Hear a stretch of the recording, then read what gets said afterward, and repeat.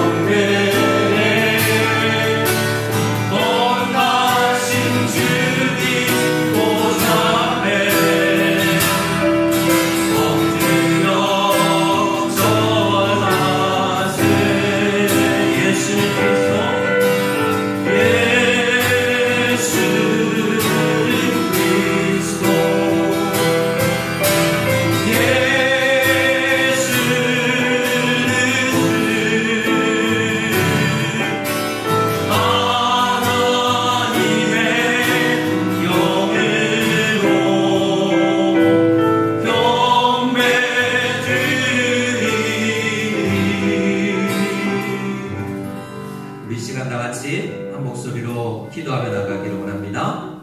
10월 마지막 주일 예배를 주님 앞에 올려드리며 하나님 묘온 공동체가 함께 모여 예배할 수 있는 그날이 곧 오게 하여 주시옵소서. 오늘 예배를 주님께서 받아 주시옵소서. 우리 함께 한 목소리로 기도하며 나아가고 마무리로 이용길 장로님께서 기도해 주시겠습니다. 함께 기도하겠습니다. 하나님 아버지, 하나님 아버지,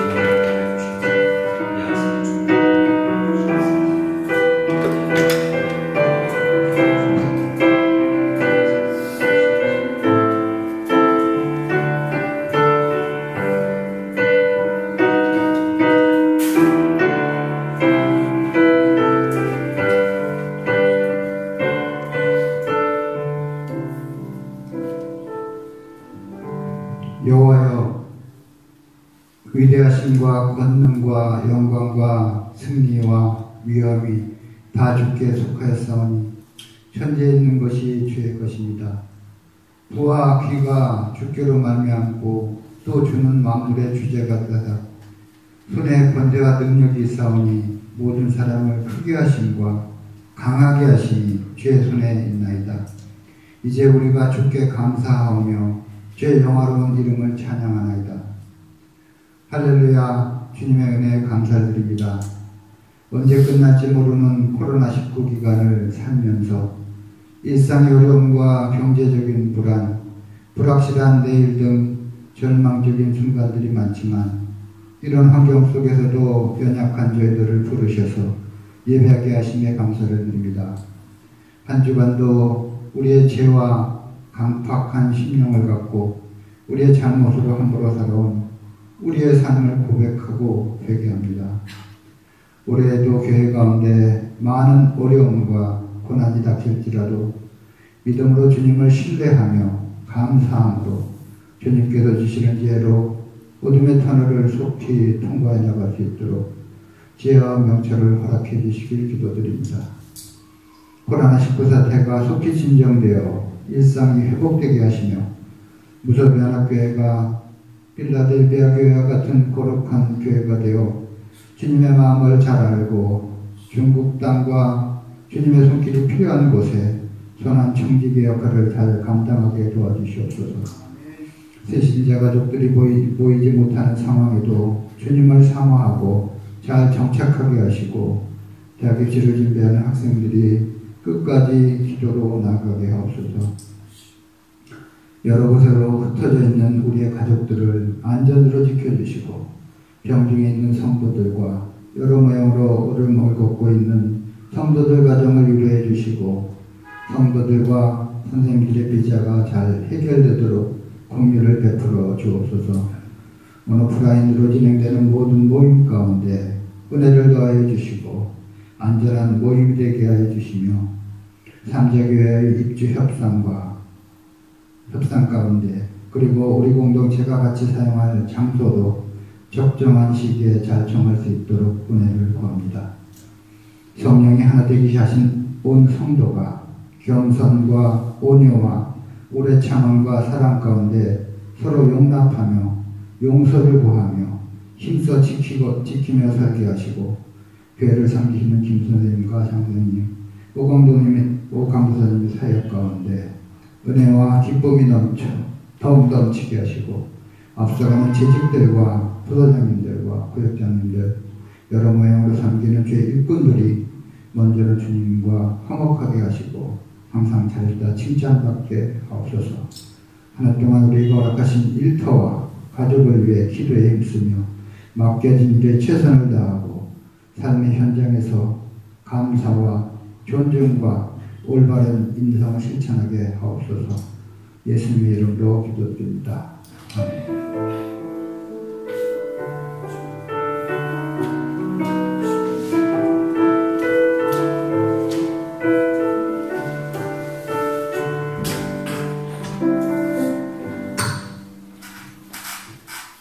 같이 찬송가 36장 주 예수님의 이름 높입니다. 함께 찬양드리겠습니다.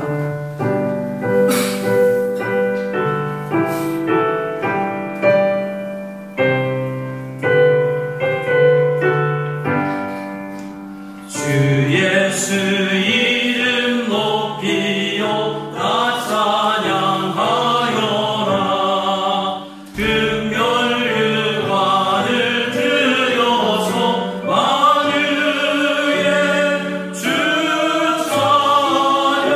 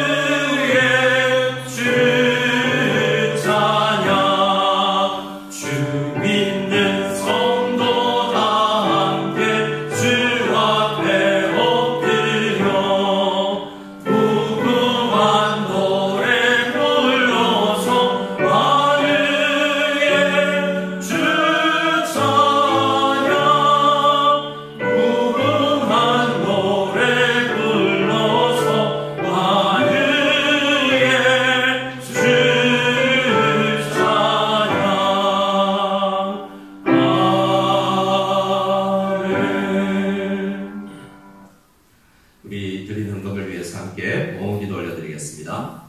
하나님 아버지 감사합니다. 주님께서 이 아침에 우리와 함께 하시고 늘 떠나지 아니하심을 믿습니다. 우리가 찬양하였던 것처럼 어떤 환경 속에서나 어떤 시간에도 언제나 어디서나 주님께서는 우리와 함께 하시는 줄을 믿습니다.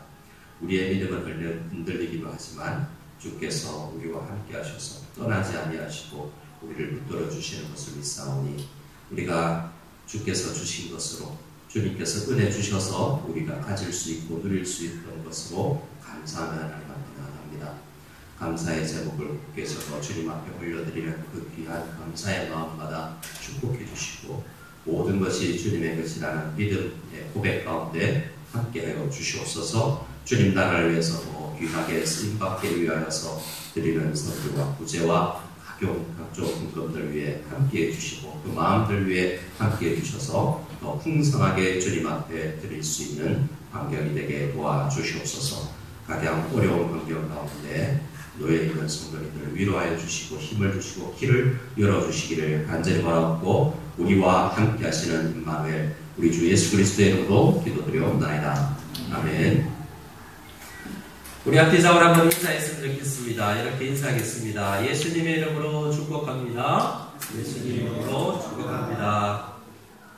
자, 교회 소식 몇 가지 알려드리겠습니다. 이제 장소 문제나 삼자교회와의 관계 문제가 곧 정리될 것 같은 환경입니다. 주님께서 다시 함께해 주시고 길을 열어달라고 간절히 기도하면 우리 주님께서 인도하여 주실 줄 믿습니다. 오늘도 구역장 모임, 또 부수장 모임 있고요. 우리 오타 여자 구역장 모임은 지난주 것인데 보여주지 않았네요. 죄송합니다. 학습 입교 세례 유아 세례식이 11월 8일에 진행되는데요. 오늘부터 사무실에서 교육을 합니다. 연락 받으신 모든 해당자들을 보여주시기 바랍니다. 주중에 장례 소식이 있었습니다. 우리 그동안 기도하였던 고쳐달라고 은혜 달라고 기도했는데 조정순 권사님 하나님께서 주님 품으로 부르셨습니다. 유족들 가운데 함께 해주시고 특별히 이 코로나19 기간 동안 한국을 장례를 참여하지 못하는 여러 어려운 가정들이 계신데요. 위로해 주시고 함께 성도의 교제가 있었으면 좋겠습니다. 우리 하나님 말씀을 찾고 함께 말씀을 나누도록 하겠습니다. 함께 보실 말씀은 주보 속페이지에 있는 함께 보실 말씀 마태복음 6장 9절로 13절 말씀 같이 한 목소리로 같이 읽도록 하겠습니다. 같이 읽겠습니다. 그러므로 너희는 이렇게 기도하라. 하늘에 계신 우리 아버지여 이름이 거룩히 여김을 받으시오며 나라가 임하시오며 뜻이 하늘에서 이루어진 것 같이 땅에서도 이루어지이다. 오늘 우리에게 일용할 양식을 주시옵고 우리가 우리에게 죄 지은 자를 사하여 준 것 같이 우리 죄를 사하여 주시옵고 우리를 시험에 들게 하지 마시옵고 다만 악에서 구하시옵소서. 나라와 권세와 영광이 아버지께 영원히 있사옵나이다. 아멘. 우리는 오늘도 지난주에 이어서 주기도문을 함께 읽으면서 말씀을 시작합니다. 자, 오늘은 이 한 기도의 첫 시작의 문장에 대해서 함께 묵상을 하고자 합니다. 하늘에 계신 우리 아버지여 이름이 거룩히 여김을 받으시오며. 우리 지난주부터 주기도문에 대해서 함께 묵상하고 있는데요. 먼저 우리는 기도를 하면서 예수님께서 우리의 기도를 받으시는 분이 누구신지에 대해서 분명히 알고 기도하기를 바란다라고 지난주에 나누었습니다. 우리의 기도를 들으시는 분은 누굽니까? 저를 한번 따라해 주실까요? 하늘에 계신 우리 아버지이십니다. 하늘에 계신 우리 아버지이십니다. 자, 기도는 누가 들으시냐면 하늘에 계신 우리의 아버지께서 받으십니다. 이 이야기를 우리가 그분이 어떤 분이다라는 것을 잘 알아야 되겠습니다. 하늘에 계시다라는 말을 통해서 하느님은 눈에 보이지 않으시지만 살아계시고 이 땅에 계시는 아버지가 아니라 창조의 능력이 있는 놀라운 우리가 알고 있는 인간의 하나님 아버지와는 다른 하늘에 계신 분이다라는 것을 우리는 고백을 합니다. 우리는 이 땅에서 육신의 아버지의 스타일에 따라서 아버지에 대한 개념이 달라질 수 있겠죠. 어떤 아버지는 자상하고, 어떤 아버지는 엄하고, 어떤 아버지는 말수가 많지만 어떤 아버지는 말수도 별로 없고, 어떤 아버지는 만나지도 못하고 일찍 세상을 떠난 경우도 있습니다. 어떤 아버지는 건강하기도 하지만 어떤 아버지는 내가 본 첫날부터 병약하기도 하죠. 하지만 성경에 나타난 하나님은 우리가 경험한 하나님과 아버지와 다르다라는 것을 알 수 있습니다. 누가복음 15장을 한번 볼까요? 누가복음 15장 같이 한번 아버지라는 단어에 집중해서 한번 읽어보겠습니다. 시작. 이에 스스로 돌이켜 이르되 내 아버지에게는 양식이 풍족한 품꾼이 얼마나 많은가. 나는 여기서 추려 죽는구나. 내가 일어나 아버지께 가서 이르기를 아버지 내가 하늘과 아버지께 죄를 지었사오니 지금부터는 아버지의 아들이라 일컬음을 감당하지 못하겠나이다. 나를 품꾼의 하나로 오소서 하리라 하고 이에 일어나 아버지께로 돌아가니라. 아직도 거리가 먼데 아버지가 그를 보고 측은히 여겨 달려가 목을 안고 입을 맞추니. 이 15장에 우리가 흔히 아는 두 탕자의 비유, 큰 탕자, 작은 탕자, 집 안에 있는 탕자, 집 밖에 있는 탕자. 이 탕자의 이야기가 탕자가 어떤 존재인가를 알려주기보다 아버지가 어떤 분인지를 알려주는 이야기입니다. 누가복음 15장에 나오는 이 아버지는 두 아들이 있었는데 한 아들이 자기 멋대로 인생을 살아갑니다. 물론 집안에 있던 아들도 자기 멋대로 사는데요. 둘째 아들이 아버지의 재산을 가지고 세상 먼 나라로 가서 흥청망청 살다가 아버지의 사랑을 깨닫고 아버지의 사랑과 아버지의 마음을 모르고 집을 나갔었는데요. 이제 깨닫고 돌아갑니다. 어디로요?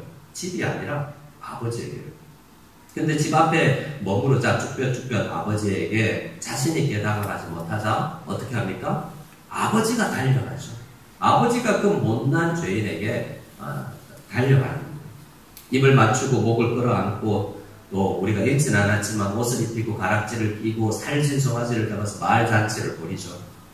이 누가복음 15장에서 우리의 기도를 들으시는 아버지가 어떤 분이라는 것을 예수님은 설명해 주고 있고 또 성경 전반적으로 우리의 기도를 들으시는 아버지가 어떤 분인지를 알려줍니다. 우리 하늘 아버지, 하늘에 계신 우리의 아버지는 사랑이 많고 어떤 면에서 우리가 동양 사회에서 한국 사회에서 경험하는 아버지보다 어머니의 모습을 가졌어요. 어머니처럼 이 기다리고 음식을 하고 잔치를 베풀어주고 옷을 준비하고 아주 세심하게 하죠. 대부분 아버지는 잘 모릅니다. 어머니처럼 아버지처럼 우리가 경험한 어떤 모든 사람들의 사랑을 다 합친 만큼도 더 이상이 되는 그 하늘 아버지의 사랑을 우리가 알아야 된다는 거죠. 그래서 우리의 기도를 들으시는 하늘 아버지는 우리가 생각하는 것보다 월등히 우리는 늘 기도하면서도 쭈뼛쭈뼛하지만 달려나와서 우리 죄인들의 기도를 들으시는 힘도 있고 우리에게 베풀어 주시려는 의지도 가지신 분이라는 것을 알 수 있습니다. 저를 또 한번 따라해 주시기 바랍니다. 우리 아버지요. 우리 아버지요. 누구 아버지요? 이 말할 때 옆 사람 얼굴 바라보고 해야 돼요. 자, 살짝 웃으면서 우리 아버지요. 예, 우리 아버지. 집사님들, 우리 아버지. 우리 아버지, 저는 여러분들의 부모님 잘 못 만났지만 우리의 기도를 들으시는 분이 누구라고요? 우리 아버지라고요. 우리 아버지이심을 믿고 고백해야 되는데요. 자, 우리 창세기 2장을 한번 보겠습니다. 창세기 2장을 보면 이 우리 아버지라는 것을 개념적으로 잘 정리해야 되는데 지난주에도 말씀드렸지만 이 개념을 잘 설명하는 것이 창세기 2장에 있습니다. 창세기 2장은 하나님께서 사람을 창조하는 이야기가 나와 있는데요. 하나님께서는 오직 한 사람만 흙을 빚어서 코로 생기를 넣어 만드셨어요. 몇 명을 만들었다고요? 하나님은 오직 한 사람만 흙으로 빚어서 코로 생기를 넣어 만들었다는 거예요. 그 다음은요? 그 다음 사람 다릅니다. 오직 또 한 사람만 아담의 갈빗대를 취하여서 여자를 만들었죠. 그러니까 두 사람이 아니에요. 그러니까 남자와 여자는 첫 번째 남자와 여자로 따질 게 아니라 온 인류를 생각해 보자는 거죠. 우리가 살아 숨쉬고 있는 중국 땅과 한국 땅과 전 세계에 있는 사람이 우리라는 개념을 가지기 위해서는 하나님께서 창세기부터 이야기를 하고 계시다는 거예요. 아담과 하와는 남이 아니에요. 자기 자신이지. 그리고 아담과 하와 사이에서 나온 자녀들도 거기에서 나왔죠. 그 이후로 모든 사람 다 우리예요. 그래서 아담이 하와를 보고 내 살 중에 살이요 뼈 중에 뼈자라고 고백하는 것은 남편이 아내에게만 이야기하는 게 아니에요. 아들을 태어났으면 아들도 내 살 중에 살이요 뼈 중에 뼈예요. 그럼 그 아들이 태어나면요 손주도 그 손주도 그 손주도 중국 사람도 러시아 사람도 한국 사람도 아담이 왔으면 죄가 없었으면 내 살 중에 살이요 뼈 중에 뼈다.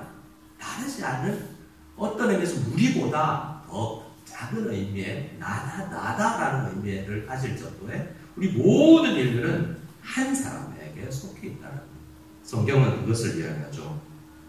그런데 창세기 4장을 볼까요? 창세기 4장을 다시 한번 읽어보겠습니다. 8절부터 시작. 가인이 그의 아우 아벨에게 말하고 그들이 들에 있을 때에 가인이 그의 아우 아벨을 쳐 죽이니라. 여호와께서 가인에게 이르시되 내 아우 아벨이 어디 있느냐? 그가 이르되 내가 알지 못하나이다. 내가 내 아우를 지키는 자니까. 자 보세요. 아담이 하와에게 뭐라고 했죠? 내 뼈 중에 뼈요 살 중에 살. 너와 나는 다르지 않다. 하나다라는 이야기를 했죠. 근데 그 아들도 죄가 없었으면 형제들끼리 어떻게 해요? 형님, 동생, 너는 내 뼈 중에 뼈요 살 중에 살이다라고 했을 거예요. 뭐가 없었으면? 죄가 없었어요. 근데 가인은 죄가 들어온 이후로 사람들 사이가 멀어졌어요. 우리라는 개념이 너는 너고 나는 나다. 이렇게 개념이 죄 때문에 생겨난 거예요. 그래서 하나님께서 가인에게 아벨을 죽인 가인에게 묻습니다. 근데 거짓말해요. 내가 몰라요. 그리고 뭐라고 그래요? 내가 내 아우를 지키는 자이니까. 이 말은 뼈 중에 뼈요 살 중에 살이다 라는 말하고 너무나 상치되는 말이에요. 여기에 이 내가 내 아우를 지키나이까 다니까 라는 말이 영어로 이렇게 되어 있어요. 한번 따라해 볼까요? 영어 시간입니다. 영어 성경에 나오는 거니까요. Am I my brother's keeper? 예, 감사합니다. 네. Am I my brother's keeper? 자, 이걸 네이버 어학사전에 쳐봤습니다. Am I my brother's keeper? 하니까 뭐라고 되어 있죠? 번역이 내가 알게 뭐야? 너하고 나하고 무슨 상관이야? None of my business. 너와 나와 뭔 상관이야? 누구끼리 그랬어요? 형제들끼리 그랬죠. 자, 이 죄가 들어와서 모든 인간관계가 이런 사이가 됩니다. 하물며 교회 안에까지 김 집사와 이 집사 무슨 상관? 장로님과 저와 무슨 상관이야? 초등부와 나와 무슨 상관이지? None of my business. 내가 당신을 지키는 자이니까 우리의 모든 깨어진 관계는 이런 관계가 되었다라는 거예요. 우리는 하나님을 우리 아버지라고 고백하면서 이런 마음, 모든 사람이 주님 안에서 우리가 될 수 있다라는 마음으로 기도해야 돼요. 자, 다음 페이지를 보면 영화가 나왔죠. 굉장히 오래된 제임스 딘 주연의 에덴의 동쪽. 존 스타인백이라는 유명한 작가가 캘리포니아 사리나스라는 지역을 출신인데요. 그 문학관도 있어요. 이 영화 굉장히 유명한 대사들이 많은데요. 요저랑 이 제임스 딘이 이렇게 그 형제와의 관계 이야기하거든요. 이때 대사가 나와요. Am I my brother's keeper? 그래서 이 성경에 나오는 대사를 이 영화에서 보았다는 것을 팝스 잉글리시 시간에 제가 배웠어요. 영화였지만 옛날에 영어를 배우러 갔는데 성경 이야기가 곳곳에 드라마 가운데 영화 가운데 숨어 있어요. 그것뿐이니까 모든 인간사 가운데 우리들 가운데 있는 주제는 Am I my brother's keeper? 내일 아니야. 너는 너고 나는 나야 라는 관계가 우리들 사이에 있을 수 있습니다. 왜 이렇게 됐습니까? 죄 때문이라는 거예요. 그런데 우리는 하늘에 계신 우리 아버지여 라고 기도하면서 어떤 마음을 품고 기도해요? 지금 저 형제와 내가 거리가 있지만 내일 아닌 것처럼 생각하고 있지만 저와 화해하고 싶지 않지만 내 기도를 들으시는 우리 아버지는 우리 문제 해결해 주시고 내 뼈 중에 뼈요 살 중에 살아요. 집사님은 내 뼈 중에 뼈요 살 중에 살입니다 라고 고백할 그날이 곧 올 거야. 나로서는 할 능력이 없지만 우리 하늘 아버지께서 그렇게 해주실 거야 라는 믿음으로 우리는 기도하러 나아가요. 자, 우리 하나님 한번 불러봅시다. 하늘에 계신 우리 아버지요, 하늘에 계신 우리 아버지요 라고 짧은 한 문장으로 기도할 때 다른 패러프레이즈로 기도해도 돼요. 다른 문장으로. 나 우리 기도를 들으시는 이 하나님은 이런 분이다 라는 생각을 꼭 할 수 있기를 바랍니다. 오늘 함께 나눌 또 두 번째 기도회예요. 첫 번째 간구가 있는데요. 하늘에 계신 우리 아버지라고 불렀다면 이 간구는 아니잖아요. 하나님을 부르고 나서 첫 번째 간구가 나옵니다. 이 간구를 우리가 오늘 함께 나눠야 되는데요. 소열이 101문은 이렇게 묻고 답합니다. 제가 질문할 때 답해 주시기 바랍니다. 첫째 간구로 우리는 무엇을 구합니까? 이를 거룩히 여김을 받으시옵소서라는 첫째 간구로 우리는 하나님께서 자기를 주시는 모든 일에서 우리와 다른 사람으로 하여금 하나님을 영광하게 하도록 하시고 하나님께서 모든 것을 자기의 영광만을 위하여 친히 처리하여 주시기를 구합니다. 첫 번째 간구는 이름이 거룩히 여김을 받으시오며 라는 간구입니다. 이 간구가 무엇을 의미하는가를 함께 생각해 봐야 될 텐데요. 오늘 이 소열이 문답의 풀이는 한눈에 잘 들어오지는 않은 것 같아요. 표현이 조금은 복잡하게 되어 있습니다. 다시 설명하면 나와 우리와 다른 사람들이 하나님을 영화롭게 해달라는 간구예요. 내가 하나님을 영화롭게 하고 다른 사람들이 하나님을 영화롭게 하고 결과적으로 우리 모두가 하나님을 영화롭게 하고 거룩하게 하기를 원합니다. 근데 잘 보시면 하나님을이 아니라 하나님의 이름이에요. 하나님의 이름. 자, 오늘 우리가 첫 번째 간구는 나에게 그치지 않고 우리라고 불렀기 때문에 나만 하나님을 거룩하게, 하나님의 이름을 거룩하게 해서는 안 된다는 거예요. 다른 사람으로 하여금 또 하나님 아버지의 이름을 영화롭게 할 수 있도록 하는 마음으로 간구해야 된다라는 말입니다. 그래서 이 간구도 하나님 우리 모두의 아버지세요 라는 마음을 가지고 기도하는 간구예요. 우리가 아버지와 어머니의 사랑과 헌신에 걸맞는 삶을 살게 해주십시오 라는 기도입니다. 하나님 아버지를 우리가 거룩하게, 이름을 거룩하게 하겠다는 개념을 자칫 잘못 생각할 수 있는데요. 하나님을 잘 알아야 돼요. 먼저는 하나님을 알아야 하나님을 높일 수 있는데, 하나님을 안다라는 것은 하나님의 이름을 하나하나 알아간다는 겁니다. 하나님 자신은 더 높아지거나 낮아지잖아요. 좀 이따 말씀드리지만 이 세상에 모든 인류가 다 살인자예요, 다 거짓말자이어도 하나님의 영광은 떨어지지 않아요. 하나님 자신에. 뭐가요? 하나님의 이름과 하나님이라는 것을 우리가 나누어서 생각할 필요가 있다는 거죠. 하나님은 우리 모두가 인류 60억 중국 인구 전체가 영광을 걸려도 더 영광스러워지지 않고 60억 인구 전체가 하나님을 저주해도 하나님 영광은 털컵만큼도 손상하지 않는 분이에요. 하나님 자신은. 그런데 하나님의 이름은 다르다라는 생각을 할 필요가 있습니다. 먼저 우리가 이름을 생각하기 위해서 한번 볼까요? 우리 자신이 하나님을 잘 알아야 되는데 우리는 하나님을 잘 알 수가 없어요. 하나님 이름을 조금씩 알아가는 거죠. 자, 한번 꽃을 보여드립니다. 무슨 꽃인지 아시는 분? 큰 소리로. 무슨 꽃이죠? 우리나라 꽃이죠. 무궁화. 이 꽃을 딱 보고 무궁화라고 이야기하죠. 무궁화는 뭐죠? 이 꽃의 이름이에요. 이 꽃을 아느냐 할 때 우리는 이 꽃을 보고 이름을 직관적으로 알죠. 이런 종류는 대충 잘 알아요. 근데 이 꽃의 여러분 영어 이름을 아세요? 이 꽃을 다 알지 못하는 것이 영어 이름이 Rose of Sharon, 샤론의 장미예요. 성경에 나오는 샤론의 꽃장미, 예수를 장미하는 게 무궁화라고 많이들 이야기해요. 그런데 이 무궁화의 학명을 아세요?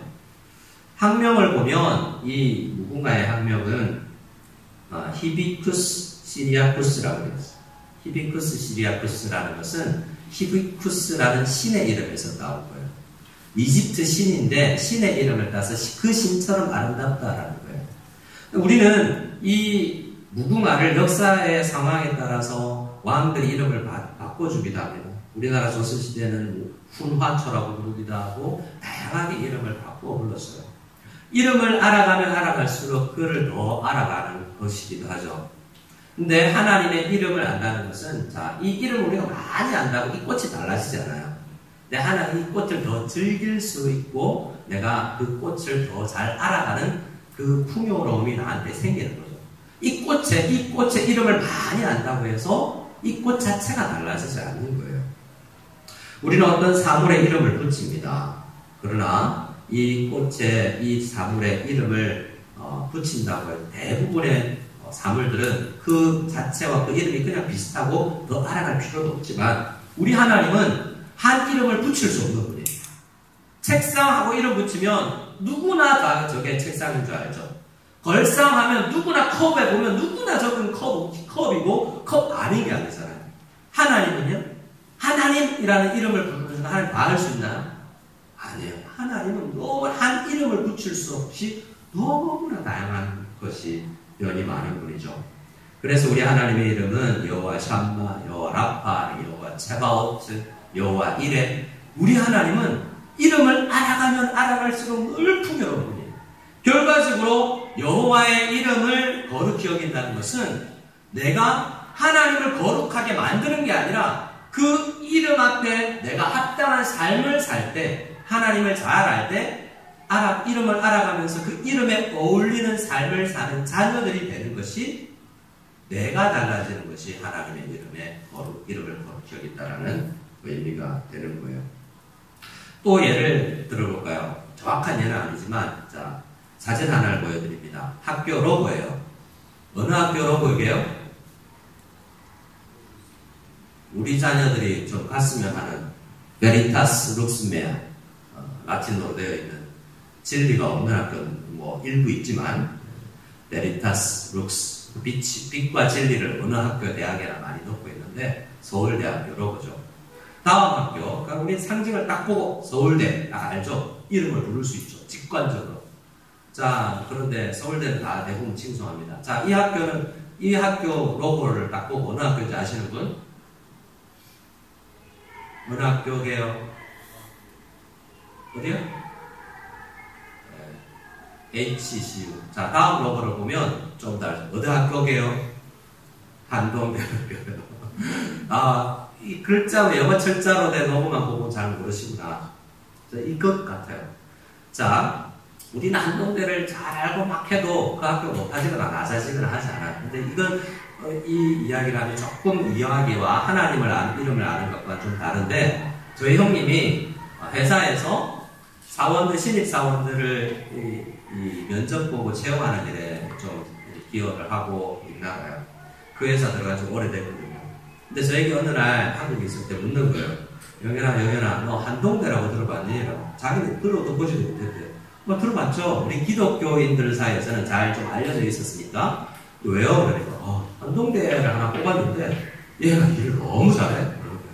그래요? 라고 지나갔는데 한동대를 또 뽑았는데 또 잘하더라는 거예요. 자, 보세요. 어떤 사람이 한 사원에 들어왔는데 일을 잘해요. 그럼 궁금하죠? 제가 어떤 대학을 나왔지? 어디 지역 출신이지? 그리고 또 왔는데 또 잘해요. 그러면 결국 어떻게 되냐면 그 출신 지역 대학 집안의 이름이 높아지죠. 이름이. 그 학교에는 사실은 그런 이름이 높아진 세상 안에서는 그 학교 자체가 영향력이 달라지지만 마치 서울대처럼 하나님은 그렇지 않아요. 내가 어떤 영역에서 잘하면 하나님의 이름이 칭찬받는 거예요. 그러나 그게 하나님 자체가 더 높아지는 것은 아니고 오히려 하나님의 이름을 거룩히 여겨라 라는 것은 네가 하나님 아버지의 이름에 걸맞는 인생을 어느 직장 다니거나 어느 집안에 속해 있거나 그렇게 살아라 라고 이야기를 합니다. 그래서 이 기도는 하나님 하늘에 계신 우리 아버지의 이름에 걸맞는 인생을 내가 직장이든 교회든 인생이든 살게 해주십시오 라는 기도라는 거죠. 우리가 높여진다고 해도 하나님 자신은 더 높아지실 수 없는 원래 높으실 분이라는 거예요. 그래서 우리는 이 마태복음 5장 16절 말씀을 보면서 이 주제를 생각해낼 수 있습니다. 같이 한번 읽어볼까요? 같이 마태복음 5장 16절입니다. 시작. 이같이 너희 빛이 사람 앞에 비치게 하여 그들로 너희 착한 행실을 보고 하늘에 계신 너희 아버지께 영광을 돌리게 하라.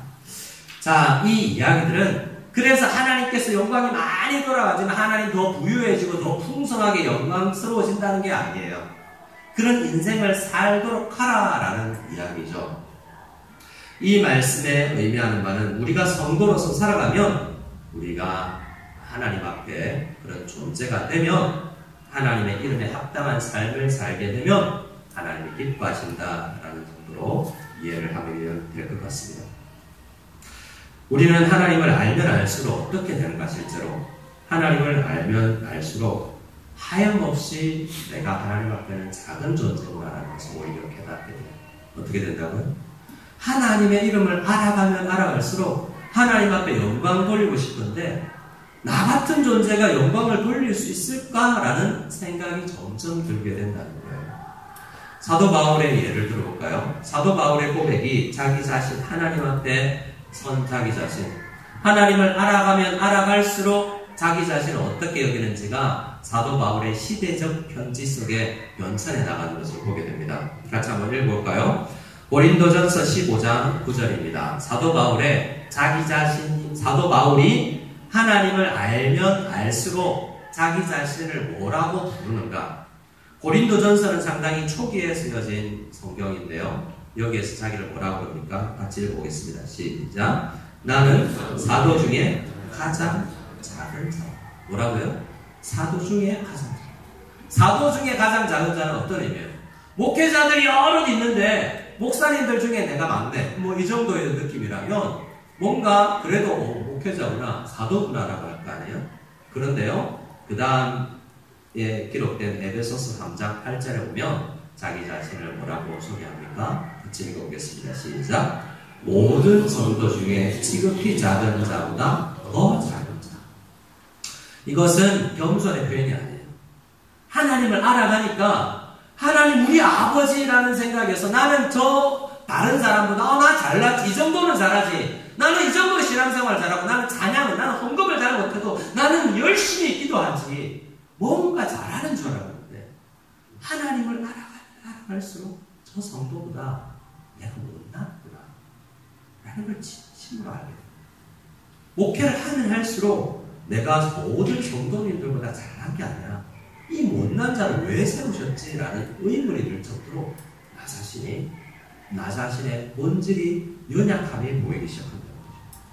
거의 마지막에 썼던 책 디모데에게 유언처럼 주었던 디모데전서 1장 15절에는 이렇게 자신을 이야기합니다. 같이 읽을까요? 시작. 죄인 중에 내가 괴수. 자, 모든 그냥 성도가 아니라 뭐예요? 이 세상 모든 죄인들 중에 내가 더 죄인입니다. 그런데 나를 왜 자녀 삼으셨지? 이 마음을 가지고 신앙생활을 계속 하고 있는 거예요. 사도 바울은 성경을 통해서 하나님을 알아가면서 그래야만 하나님의 이름에 거룩한 삶을, 이름에 합당한 삶을 살면서 거룩하게 이름에 합당한 삶을 살 수 있을 거라 생각했지만 알면 알수록 자기의 연약한 존재만이 보인다는 거예요. 그래서 연약하기 때문에 더욱더 하나님 말씀대로 살아가려고 몸부림치는 자기 자신이 되는 거예요. 내가 못났으니 더 하나님 아버지의 말씀을 집중하여서 나보다 더 나은 자들을 섬겨야 되는구나라는 마음이 들게 되는 거죠. 그래서 사도 바울 마음에는 온통 이런 마음으로 가득 차서 편지를 쓸 때마다 이런 이야기가 나옵니다. 특히 로마에 편지를 썼는데요. 로마 교회 성도들에게 이런 이야기를 합니다. 로마 교회에서 쓴 편지, 로마서 12장 10절을 먼저 같이 읽어보겠습니다. 10절 시작. 형제를 사랑하여 서로 위하고 존경하기를 서로 먼저. 누구를 사랑하라고요? 형제를. 자매들은 안 하나요? 해야 되죠. 우리 옆 사람 보고 한번 고백합시다. 형제님, 자매님 사랑합니다. 근데요, 우리 이거 형제님, 자매님은 잘 다 오그라든대요. 근데 그럼 우리는 어떻게 해야 돼요? 형님, 누나 이러면 돼요. 근데 굉장히 좋은 표현이에요. 저는 저희 선배 목사님 김병호 목사님은 항상 지금도 저를 보면 형제, 영현 형제 이렇게 불러요. 영현 형제 이렇게. 새삼스럽죠? 근데 그 모든 형제, 예수님 안에서 형제 자매, 이웃 주사랑 교회, 저기 삼자교회, 우리 삼자교회 국제교회 이 목사님께서 수술하셨다고 그러는데 우리 형제죠? 형제를 보고 어떻게 여기라고요? 사랑하며, 우애하고, 존경하기를 서로 구합니다. 이런 마음을 가질 수 있게 해달라고 하는 것이 지금 하나님 앞에 이름에 거룩하게, 이름에 합당한 삶을 사는 사람의 자세라는 겁니다. 14절은요, 14절 읽어봅시다. 시작. 너희를 박해하는 자를 축복하라. 축복하고 저주하라. 누구를요? 너희를 박해하는 자. 힘들게 하는 자. 15절에 즐거워하는 자들과 함께 즐거워하고 우는 자들과 함께 울라. 늘 만나면 좋은 사람들과 만나지 말고 만나면 에너지를 빼앗는 사람과 만나라. 목회를 하다 보면요 에너지가 많이 들어가는 사람이 있어요. 목회뿐만 아니라 사람이 그렇죠. 살다 보면 에너지가 막 생기고 그 사람 만나고 싶은 사람이 있는가 하면 가급적 덜 만나고 싶다라는 사람도 생길 수 있어요. 근데 사도 바울은 뭐라고 해야 돼요? 우리 아니야 우리. 주님께서 너에게 모든 지구 온 인류를 다 사랑하고 섬기라고 하진 않아. 하지만 인생 살면서 교회 단위로 엮어준 그 형제자매는 적어도 함께 이름에 합당한 관계를 맺어나가라. 내가 그만 사람하고만 잘하면 되는 게 아니라 그 사람하고 관계가 정말 하나님을 같이 아버지로 둔 형제요 자매로서 뭐 좋은 관계가 되어갈 때 그때 하나님께 영광 받는 거지. 하나님께 영광 돌립시다 하고 찬양하고 박수하고 치고 내가 노래 부를 때 하나님께 영광이 돌려지는 게 아니라 성경을 보면 우리의 관계가 회복될 때 하나님께서 이름이 거룩하게 되어진다. 이름을 받는다라고 이야기를 하고 있습니다. 자, 우리 기도하는 우리의 오늘 아침의 기도는 하나님, 우리 교회 단위로 엮어준 우리 지체들 사이에서 이렇게 하나님 같은 아버지를 둔 형제가 마치 가인과 아벨처럼 None of my business. Am I my brother's keeper라고 하나님 앞에 하나님, 저 친구는 기도 안 해도 되고 안 만나도 되죠. 이런 관계가 아니라 하나님, 내 뼈 중에 뼈요, 살 중에 살입니다 라고 고백할 수 있도록 나는 그렇게 잘 안 되지만 하나님 그런 사람 될 수 있게 원하시죠. 기도하는 게 우리가 지금 첫 번째로 기도하는 이름, 아버지의 이름에 이 거룩히 여김을 받으시오며 라는 간청 속에 숨어져 있는 첫 번째 내용이에요. 두 번째는요, 우리 이 101문에 나와 있는 것처럼 이름이 거룩히 여김을 받으시옵소서라는 첫 번째 간구로 우리는 하나님께 자기를 알리시는 모든 일에, 하나님을 알아가는 모든 일에 우리가 먼저 하나님을 알아가고 하나님의 이름에 합당한 삶을 살고 또 다른 사람도 하나님을 알아가고 하나님의 이름에 합당한 삶을 살 수 있도록 기도해야 된다라는 간구가 포함되어 있습니다. 나만 하나님의 이름을 알고 하나님의 이름에 합당하고 살면 되는 게 아니라 내 옆 사람도, 내 자녀도, 내 부모도, 중국 사람도, 러시아 사람도, 몽골 사람도, 예멘 사람도 하나님 아버지를 알아가야 되고 하나님의 이름에 합당한 삶을 살게 되어야 된다라는 거예요. 그래서 여러분, 우리는 여기서 선교와 전도의 의미가 바로 나오는 거예요. 여러분, 선교를 왜 하죠? 전도를 왜 하죠? 그 사람 지옥 갈까봐? 그것은 맞는 이야기지만 본질을 깨뜨리는 이야기예요.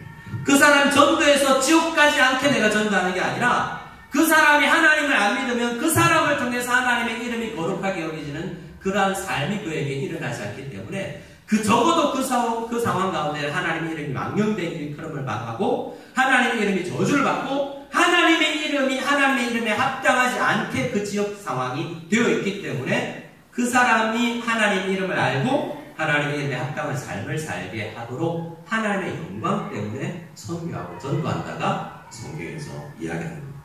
그 사람 중심으로 천국과 전도를 생각할 게 아니라 하나님 관점에서 우리는 전도와 선교를 생각해야 됩니다. 왜냐하면 그 사람이 하나님을 알지 못하면 하나님을 모르기 때문에 하나님이 여호와의 일에 나와 함께 하시고 나와 모든 것을 동행하시며 나의 모든 것을 책임지시는 것을 모르기 때문에 모른 척을 살죠. 걱정하면서 살죠. 그러면 이름에 합당한 게 아니잖아요. 여호와 삼마, 여호와 라파, 이름을 아는데 이름의 단어만 아는 게 아니라 그 이름을 안다는 것은 하나님 치료자이십니다. 내 모든 쓸 것을 채우시는 분입니다라는 걸 안다는 거죠.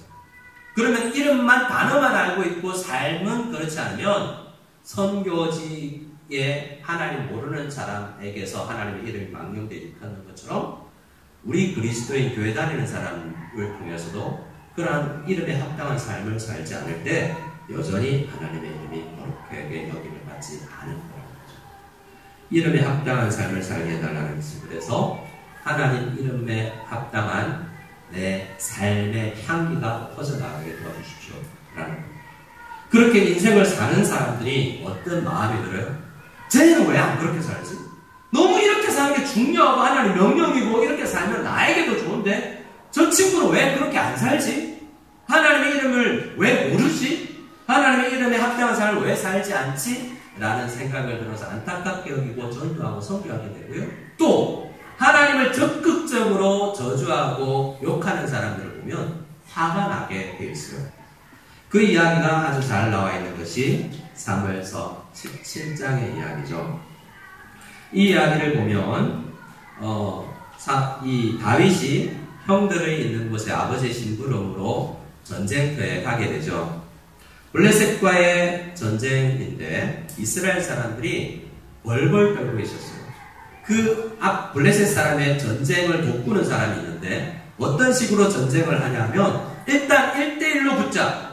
야, 니네들 사이에 너희네들 하나님 믿는다며 교회 다닌다며 그런데 이렇게 나와 세상과 1대1로 맞붙을 자신 있는 용기가 있는 하나님의 이름에 걸맞게 사는 사람이 없어? 라고 골리앗이 큰 소리로 키도 크고 목청도 크고 엄청 크게 이야기하니까 교회 다니는 모든 이스라엘 백성들이 전쟁터 앞에서 이름에 합당한 삶을 살지 못하고 벌벌벌벌 들고 여호와 하나님께서 하나님 강한 군사다라는 하나님의 이름을 알지만 하나님은 창조자 엘로힘 하나님은 창조주 하나님이라는 걸 알지만 이 전쟁터에서 나를 도와줄 힘은 없다라고 이름의 단어는 알고 있지만 실제적으로 하나님의 이름에 합당한 삶을 살고 있지 아니하는 하나님의 군대 마하나임 그들이 당시 이스라엘 군대였어요.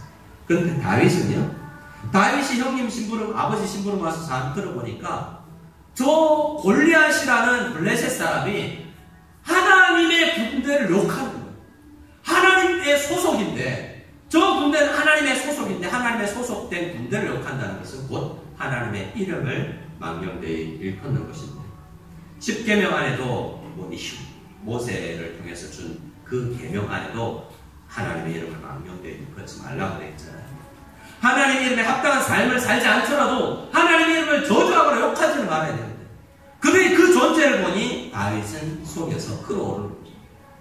이것은 전도의 대상자가 아니고 제거 대상자라고 생각하고 이제 그런 단창을 들고 그 앞에 나아가지 않고 그가 잘 아는 우리가 아는 물맷돌을 들고 가지고 그 군인 앞으로 나아가는 겁니다. 그때 다윗이 이렇게 이야기하죠.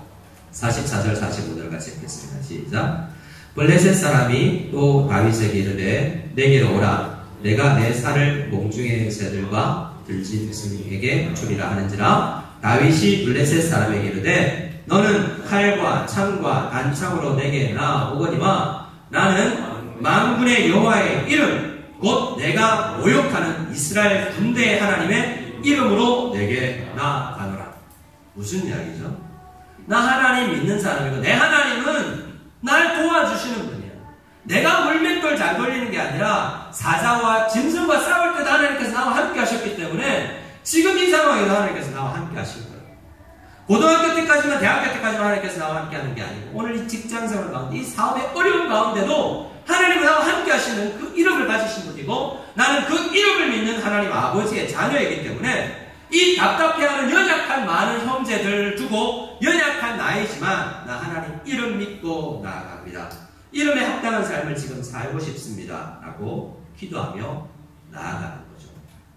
이것이 신자의 자세로 내가 먼저 하나님 이름에 합당한 삶을 살고 다른 사람들이 하나님의 이름에 합당한 삶을 살지 않으면 안타까워하고 전하고 그리고 너무 그 이름을 저주하는 사람들에게 정말 분노를 느끼는 것. 그것이 하나님의 아버지의 이름에 그 이름이 거룩히 여김을 받으시오며 라는 기도를 할 때 가진 우리의 마음.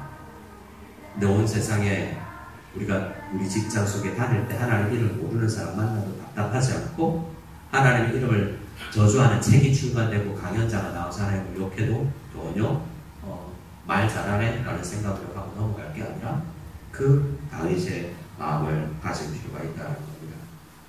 말씀을 마무리하겠습니다. 흔히 하나님께 영광을 돌린다라고 거룩하게 여긴다라는 것이 하나님께 영광 돌린다라고 이야기하는데 어떻게 하는 거죠? 다시 말씀드리지만 내가 먼저 하나님을 알아가야 성경책을 읽고 그리고 그 알아가는 만큼 살아가 많이 아는 것 소용없어요. 알아가는 만큼 하나님을 앞에 살아가야 되죠. 그리고 다른 사람들에게 하나님 살아계세요. 우리 아버지세요. 하늘에 계신 우리 아버지세요. 라고 알리는 것을 다른 사람들도 그 하나님을 인정하도록 내가 살아가는 거예요. 그렇게 전하는 거예요. 그리고 하나님의 존재와 성품 앞에 걸맞는 삶을 삽시다. 라고 우리 자녀들에게 아빠 자녀니까 아빠의 이름에 합당하게 네가 인생을 사는 것처럼 우리 집안에 합당한 삶을 사는 것처럼 우리는 하나님 가문이야. 하나님 가문에 합당한 삶을 살아야지. 그래서 주위에 성도들 가운데 하나님 이름에 합당한 삶을 살지 않고 야단도 쳐줄 수 있어. 권면도 해요. 그래서 하나님 이름에 합당하게 우리 삽시다. 우리의 자녀들이 있잖아요. 라는 마음을 가지고 있는 거죠. 비단 선교사와 목회자만 하는 일이 아니라 모든 장소에서 열심히 하나님의 이름에 걸맞는 삶을 살 수 있는 이야기를 성경에서 해주고 있습니다. 어거스틴의 이야기로 마무리를 할까 합니다. 어거스틴 우리가 이야기를 제가 적어드렸는데요. 이 굵은 문장만 읽어보겠습니다. 시작. 나는 당신과 무슨 상관이 있기에 나를 명하여 당신을 사랑하지 않으면 진노하셔서 비참함을 느끼도록 위협하십니까? 어거스틴이 이야기하는 이게 무슨 말이냐면 하나님을 알아갈수록 정말 비참한 존재인데 왜 나 같은 것에 나의 사랑을 원하세요? 이거 바울의 이야기랑 똑같아요. 하나님은 날 사랑해야 돼, 나에게 영광 돌려 라고 그러는데 자기가 하나님 알아가 보니까 하나님 먼지 털끝만 더 아닌 나에게 뭘 원하세요? 내가 그거 한다 하나님께 무슨 영향을 준다고 나에게 사랑을 원하고 마치 날 사랑하지 않으면 하나님을 사랑하지 않으면 벌 줄 것처럼 날 사랑하라고 강하게 요구하세요? 너무 이상한 거예요. 내가 하나님을 사랑한다고 고백한들 내가 평생을 하나님을 위해서 살아간들 그게 하나님께 무슨 영광이 더해진다고 나 같은 것에 사랑을 요구하세요? 이 사도 바울의 마음과 너무 동행인 거죠. 그런데 하나님의 그 마음은 오히려 나는 너 털끝만큼 먼지 같은 존재라서 나는 널 사랑해라는 고백이에요. 나는 널 놓지 않아. 너는 먼지 같은 존재에서 하나님 생각지도 않고 뭐 엉뚱하게 살 때도 있었지. 나는 한 번도 너 생각 안 하고 있어. 너는 존귀한 존재고, 너는 지금 너 자신을 그렇게 생각할지 모르지만 나 너 만들어 갈 거야. 너는 지금 털끝만큼 이상한 먼지 같은 존재로 여기지만 나 너 사랑하고 나는 너를 내 이름에 합당한 존재로 만들고야 말 거야 라는 것이 하나님의 약속이에요. 그래서 어거스틴은 감사하면서 고백록을 이라는 책을 써나가고 있는 거죠. 우리는 어떻게 살아야 됩니까? 하나님 말씀 앞에 서면서도 인생을 살아갈수록 하나님 이 말씀을 들으면 성도들 관계가 깨어져 있기 때문에 이 어떤 성도와는 친하고 어떤 성도와는 관계가 멀기 때문에 나 하나님 이름에 합당한 삶을 못 살고 있구나 라는 생각을 들지만 하나님을 믿으셔야 돼요. 그래도 하나님 날 놓지 않으려고 이 인류의 마지막 종말의 시기에 결국에는 온전하게 하나님께 영광 돌릴 수 있는 사람으로 나를 빚어나가겠다라고 약속하고 계시니까요. 그것이 에베소서 1장 말씀입니다. 이 말씀을 믿고 우리 하나님 앞에 나아가기를 원합니다. 설명 없이 이 기도 제목이 우리의 기도 제목 되기를 원하며 우리 이 말씀 읽고 찬양 올려드리도록 하겠습니다. 에베소서 1장 4절로 우리 6절 말씀이 나를 향한 나의 선포가 될 수 있기를 간절히 바라며 우리 읽고 찬양드리겠습니다. 시작. 곧 창세전에 그리스도 안에서 우리를 택하사 우리로 사랑 안에서 그 앞에 거룩하고 흠이 없게 하시려고 그 기쁘신 뜻대로 우리를 예정하사 예수 그리스도로 말미암아 자기의 아들들이 되게 하셨으니 이는 그가 사랑하시는 자 안에서 우리에게 거저 주시는 바 그의 은혜의 영광을 찬송하게 하려는 것이다. 제가 5절 말미 6절을 다시 읽어드릴게요. 한 예수 그리스도의 보혈로 우리 모두는 하나님의 자녀가 되었습니다. 그 이유는 우리를 먼저 사랑하시는 자 안에서 우리에게 커져 주시는, 날마다 주시는 그 은혜 안에서 우리 모두가 같이 하나님의 영광을 온전하게 찬양하는 이름에 합당한 삶을 살 수 있는 존재가 결국에는 우리를 만들어내실 줄로 믿습니다. 라고 사도 바울은 믿고 성도들 바라고 목했다. 이런 마음으로 살아가는 우리 모두가 될 수 있기를 바라며 주님의 이름에 합당한 삶을 사는 우리 모두가 될 수 있기를 소원합니다. 아멘. 우리 함께 찬양하겠습니다. 주의 이름 높이며 주의 이름 높이며 주를 찬양하나이다. 나를 구하러 오신 주를 기뻐하나이다. 나를 영광 버리고 이 땅 위에 십자가를 지시고 제사했네. 무덤에서 일어나 하늘로 올리셨네. 주의 이름 높이 주님의 이름 높이며 주의 이름 높이며 내 인생을 통해서 주를 찬양하나이다. 나를 구하러 오신 우리를 형제 삼으신 주를 기뻐하나이다. 하늘 영광 버리고 이 땅 위에 십자가를 지시고 제사했네. 무덤에서 일어나 하늘로 올리셨네. 주의 이름 높이리. 우리 시간 한 목소리로 기도하며 나가기를 원합니다. 하나님, 주님의 이름을 높이기 원합니다. 주님의 이름을 높인다는 것은 하늘 영광 버리고 이 땅에 와서 나를 구원하시기 위해 십자가에서 보혈을 흘리신 예수 그리스도의 이름, 하나님 아버지 이름, 성령님의 이름에 합당한 삶을 내가 사는 것이니 하나님, 특별히 하나님의 자녀와의 관계가 회복되어서 하나님의 이름에 합당한 삶을 살게 되기를 원합니다. 우리 자녀들, 우리 주변 사람들에게 하나님의 합당한 이름으로 그들도 살 수 있는, 그들도 알아갈 수 있고 그들도 하나님의 이름을 인정하게 될 수 있도록 나를 사용하여 주시옵소서. 이 마음으로 우리 주기도문의 기도로 기도드리기를 소원합니다. 함께 기도드리며 나가기를 소원합니다. 하나님 아버지 감사합니다. 나는 먼지 같은 존재요, 하나님을 알려낼 수 없는 너무나 연약한 존재요, 다 같은 것으로 하나님을 찬미할 수 있고 전도할 수 있고 하나님의 자녀를 양육할 수 있을지 의무를 좀 연약한 존재이지만 나를 빚어나가서 나를 고난 가운데 밀어넣으시고 나를 빚으셔서 점점같이 조금 더 나를 만들어내시고 결국에는 하나님을 찬양하는 도구로, 하나님의 이름에 합당한 도구로 우리를 사용하여 주실 줄 믿습니다. 특별히 우리 성도들 사이에 어렵고 힘든 관계를 만드셨사오나 내가 무슨 말도 아니다라고 이야기할 게 아니라 내 뼈중에 뼈, 내 살중에 살이 오구나 여기고 우리 자녀들을 서로 화해시키고 한 마음으로 함께 우리 가족을 묶어주었으니 한 가족으로서 함께 살아가자는 공면하는 아버지처럼 어머니처럼 우리도 한 형제 자매를 화해하고 사랑하고 섬기며 우리가 축복하며 나아갈 수 있는 우리 가족 수 주님 도와주시옵소서. 이제는 우리 주 예수 그리스도의 한이 없는 은혜와 하나님 우리 아버지의 지극하신 사랑과 성령님의 감화 교통 인도하심이 말씀을 듣고 하나님의 이름에 걸맞지 않은 인생, 하나님의 이름에 걸맞지 않은 교우관계, 하나님의 이름에 걸맞지 않은 직장생활을 살던 우리가 아니라 이제는 주님께서 도와주셔서 하나님의 이름에 합당한 삶을 살기를 원하오니 그렇게 하여 주실 줄 믿고 나아가는 모든 성도들 머리 위에 지금부터 영원까지 함께 계실지어다. 아멘.